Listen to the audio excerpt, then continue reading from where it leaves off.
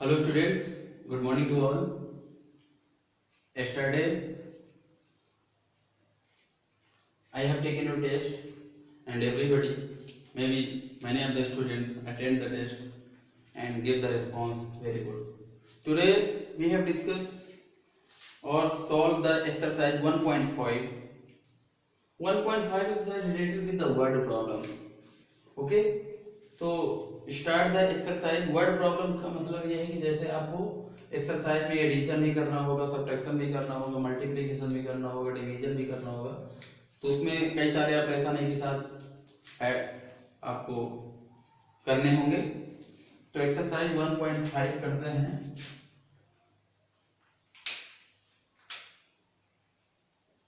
Exercise 1.5 question number 1 read करते हैं। Question number 1 is that Raju deposit 4,24,759 in January in his bank account, 27,924 rupees in February and withdraw 75,250 in March. What amount is left in the bank at the end of March? तो कहने का मतलब राजू ने deposit का means होता है bank में जमा करना, विड्रॉ का मीन्स होता है पैसे को निकालना। तो राजू लिखेंगे यहाँ पर गिवन, जो चीज दी गई है गिवन, राजू डिपॉजिट इन जनवरी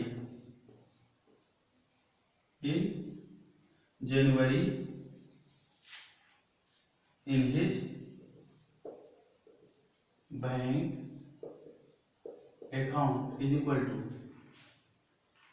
4,24,759 ने कितना पैसा जनवरी में and he deposit in February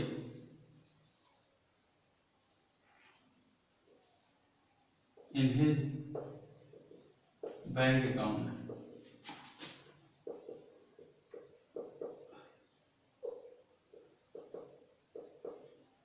Rupees 27,924 इतना रुपीज फरवरी में जमा करता है एंड विड्रॉ करता है मार्च में विड्रॉ करता है। तो पहले टोटल कितना डिपॉजिट किया उसको फाइंड आउट करेंगे और विड्रॉ को माइनस कर देंगे, तो हमारा total amount last end of the March आ जाएगा। यहां पर लिखेंगे and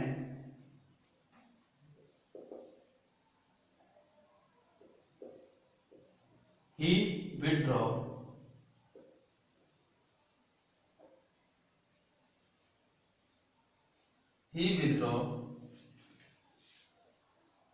in March is equal to rupees 75,250 इतना अमाउंट विड्रॉ करता है।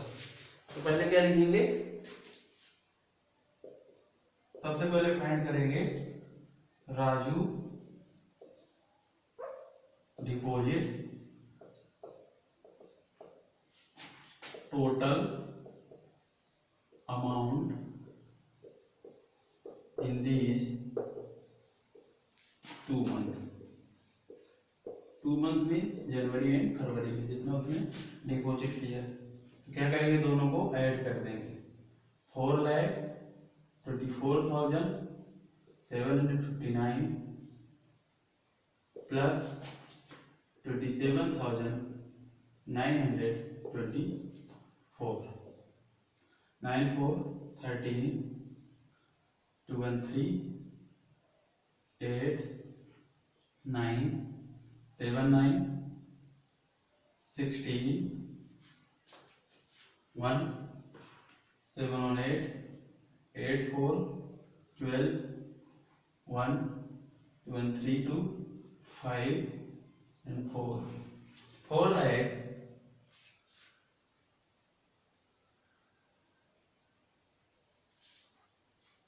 सॉरी एक बार और ऐड करते हैं 9 4 13 1 कैरी 5 1 6 2 8 7 9 16 1 कैरी 4 7 4 7 11 11 1 12 2 2 4 1 5 and 4 4,52,688 83 इतना अमाउंट इन दिस 2 मंथ में उसने डिपॉजिट किया। तो लिखेंगे अमाउंट इज लेफ्ट, लिखेंगे amount is left in bank account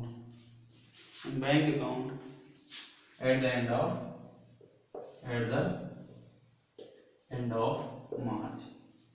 तो क्या कर देंगे 4,52,683 से 75,205 को माइनस कर देंगे is equal to 4,52,683 minus 75,250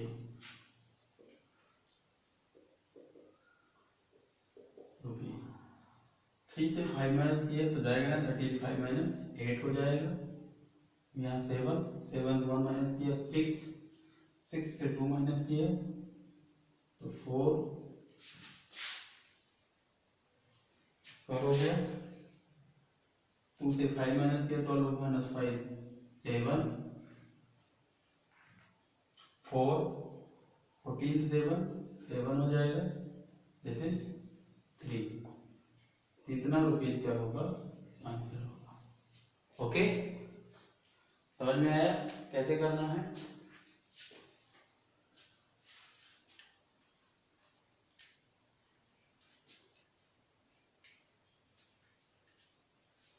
now we will solve next question number 2। Question second read करते हैं। Rohit purchases 49 pencil each costing ₹12, 27 rubber each costing ₹8 and 15 sharpeners each costing ₹10. What is the total amount required by Raju to buy the above items? तो सभी की cost निकाल लेंगे और सबको क्या कर देंगे ऐड कर देंगे। तो क्वेश्चन नंबर 2 लिखेंगे रोहित परचेजेज 49 पेंसिल्स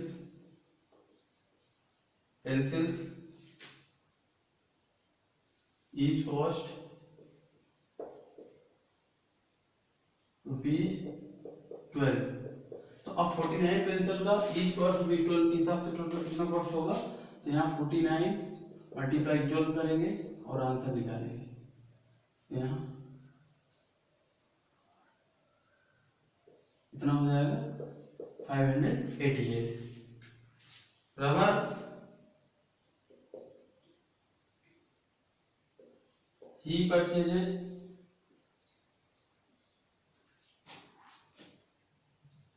27 rubbers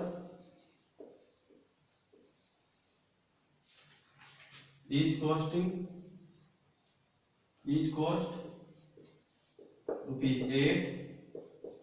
तो टोटल कॉस्ट क्या हो जाएगा 27 multiply 8 okay 216 rupees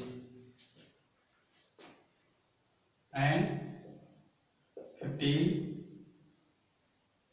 sharpeners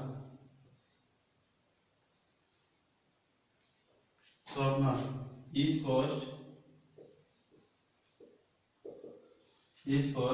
₹10 is equal to क्या हो जाएगा 15 into 10 रुपीज 150। ओके, तो लिखेंगे then total amount required by Raju by sorry Rohit, Raju नहीं है रोहित है, क्वेश्चन मिस्टेक हो गया होगा, by Rohit to buy this buy to buy the above items is equal to, सबको ऐड कर देंगे, ₹588 प्लस ₹216 प्लस ₹150, ऐड करिए सबको, 8 6 14 0 4 1 कैरी एट 1 9 9 1 10 5 5 1 6 8 1 9 954, इतना आंसर है। ओके, अब हम क्वेश्चन नंबर 3 करेंगे। तो क्या करना है, सभी की कॉस्ट निकाल लेना है, सबको ऐड कर देना है, तो टोटल अमाउंट आ जाएगा। Question number 3, Neel goes to market and purchase 15 packets of biscuits. Neel market गया और 15 पैकेट्स ऑफ बिस्किट परचेज किया। Each packet contain 10 biscuits. Each packet में 10 बिस्किट्स हैं। Neel wants to distribute the total biscuit to his 25 friends. Neel चाहता है कि वो total biscuits को 25 फ्रेंड्स में डिस्ट्रीब्यूट करे। तो how many biscuits will each friend get? तो हम यहाँ सबसे पहले क्या करेंगे, नील ने 15 पैकेट परचेज किए, ईच पैकेट में 10 बिस्किट्स हैं, तो पहले total number of biscuit find कर लेंगे, 15 का 10 में मल्टीप्लाई कर देंगे तो टोटल नंबर ऑफ बिस्किट्स आ जाएंगे। नील को 25 फ्रेंड्स से बिस्कुट को डिस्ट्रीब्यूट करना है, तो ईच स्टूडेंट के लिए, ईच फ्रेंड्स के लिए क्या करेंगे, 25 से तो जो टोटल नंबर ऑफ बिस्किट्स आएंगे उसको डिवाइड कर देंगे, तो ईच फ्रेंड के लिए आंसर आ जाएगा। तो क्वेश्चन नंबर 3 करते हैं, लिखेंगे Neel purchases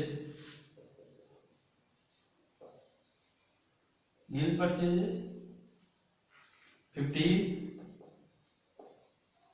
packets of biscuits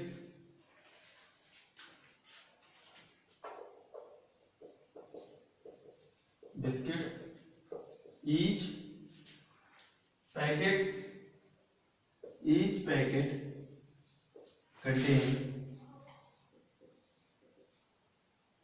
contain 10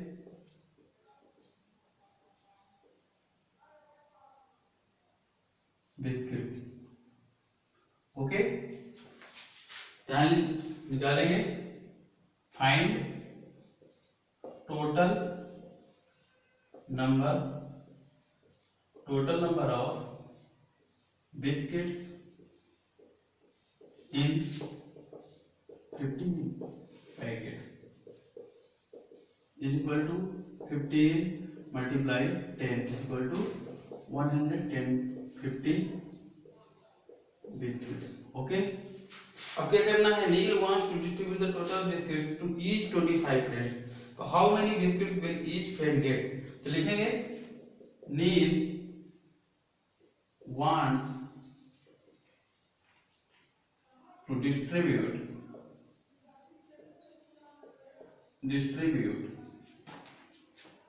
the total biscuits to his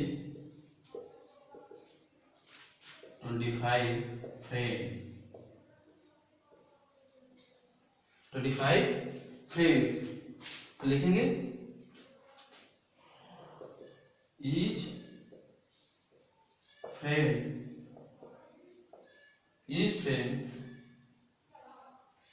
will get biscuits is equal to 150 divide 25।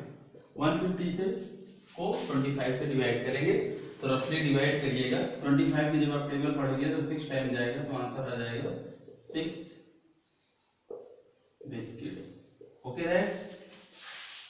तो ये 3 क्वेश्चन थे इस एक्सरसाइज में। तीनों क्वेश्चंस को नोटबुक में नोट कर लीजिएगा और राइट कर लीजिएगा। जो भी प्रॉब्लम आपको लग रही हो तो मुझसे डिस्कस कर लीजिएगा। Okay, we have discuss about the topic baud moss.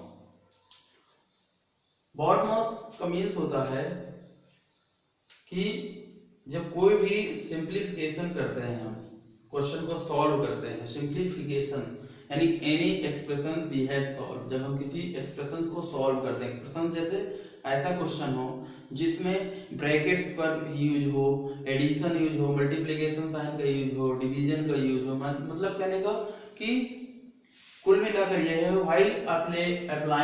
while applying all operations like brackets of addition, division, multiplication, subtraction, जहां पर जिस एक्सप्रेशंस में बहुत सारे ऑपरेशंस हो, यूज हो, तो वहां क्वेश्चंस को कैसे सॉल्व करते हैं उसके लिए बॉड मॉस रूल बनाया गया है। बॉड मॉस रूल का वन लेटर का यहाँ पर एक्सप्लेनेशन है कि कैसे ऑपरेशंस को सॉल्व करेंगे और स्टेप वाइज ऑपरेशंस कैसे यूज करेंगे, यानी फर्स्ट स्टेप में किस को सॉल्व करेंगे, सेकेंड स्टेप में क्या सॉल्व करेंगे, थर्ड स्टेप में क्या सॉल्व करेंगे। तो यहाँ सबसे पहला बॉड मॉस रूल से ही बॉड मॉस का जो BODMAS है लेटर्स, उन्हीं से रिलेटेड साइंस ऑपरेशंस हैं और सॉल्यूशन उसी के अकॉर्डिंग शुरू करेंगे। तो यहाँ पर B का मीन्स है ब्रैकेट्स, B का मीन्स लेते हैं ब्रैकेट्स, और ब्रैकेट्स यहाँ पर 3 टाइप्स के होते हैं। पहला होता है स्मॉल ब्रैकेट्स, स्मॉल ब्रैकेट्स ऐसे बनता है देखिए। दूसरा होता है कर्ली ब्रैकेट, कर्ली ब्रैकेट ऐसे बनाते हैं। एंड थर्ड होता है स्क्वायर ब्रैकेट। तो सबसे पहले मान लीजिए क्वेश्चंस में अगर ब्रैकेट्स ये तीनों लगे हैं तो सॉल्व किसको करेंगे, तो ब्रैकेट्स में भी सॉल्व करने का सबसे बड़ा मेथड, सबसे पहले इसको रिमूव करेंगे, सेकंड इसको, जब ये पूरा रिमूव हो जाएगा तो फिर कर्ली ब्रैकेट को रिमूव करेंगे, जब कर्ली ब्रैकेट रिमूव हो जाएगा तब लास्ट में स्मॉल लार्ज ब्रैकेट, यानी इसको लार्ज ब्रैकेट या स्क्वायर ब्रैकेट भी बोलते हैं, यानी स्क्वायर ब्रैकेट्स को रिमूव करेंगे। आफ्टर दैट जब ब्रैकेट्स रिमूव हो जाएंगे तो ब्रैकेट्स रिमूव करने के बाद मान लीजिए क्वेश्चन में ऑफ राइट है, 2 नंबर्स के बिटवीन क्या राइट है, of, O F, of right है। O का मीन्स होता है ऑफ। तो ऑफ का मतलब हम यहाँ ये समझेंगे कि उन नंबर्स के बिटवीन हमें क्या कराना है, मल्टीप्लिकेशन, यानी ऑफ का मीन्स होता है मल्टीप्लाई का साइन। तो अब ब्रैकेट्स जब रिमूव हो जाएंगे तो फिर हम क्या रिमूव करेंगे, ऑफ को, और आपको मल्टीप्लाई में चेंज कर देंगे और उनका मल्टीप्लाई करेंगे। ये सेकेंड स्टेप हो गया। This is called first step, this is second step, third, fourth step, 5 step and 6 step. 6 step में सॉल्यूशन होता है क्वेश्चंस का। इसके बाद थर्ड स्टेप है डिवीजन। अब मान लीजिए 2 नंबर्स के बिटवीन डिवीजन का साइन लगा है, डिवीजन साइन है, तो डिवीजन साइन को रिमूव, उन नंबर्स के बिटवीन डिवाइड करेंगे और थर्ड स्टेप का यूज कर देंगे। ओके, इसके बाद हम फोर्थ स्टेप में मल्टीप्लिकेशन करेंगे नंबर्स के बिटवीन, फिफ्थ स्टेप में एडिशन करेंगे, एडिशन का साइन होगा तो ऐड करेंगे, और लास्ट स्टेप होगा हमारा, लास्ट जो 6 स्टेप है सब्ट्रैक्शन, जो आंसर होगा उसको आपस में सब्ट्रैक्ट कर लेंगे और लास्ट में हमारा आंसर हो जाएगा।